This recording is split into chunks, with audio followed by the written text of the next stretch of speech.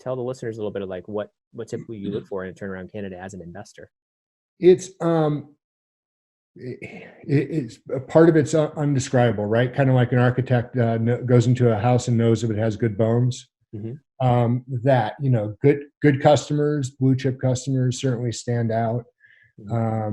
A part in an industrial product, if you make a small switch on a Toyota Camry, there's demand for the next 5 years.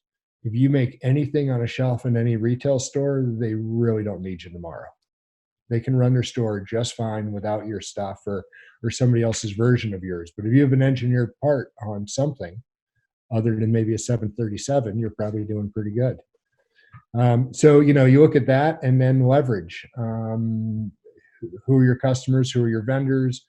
Who are your employees? Is there a union? And who's the bank? And if you can get all four, you get your customers to consume, your lenders to lend, your suppliers to supply, and your workers to work, it works.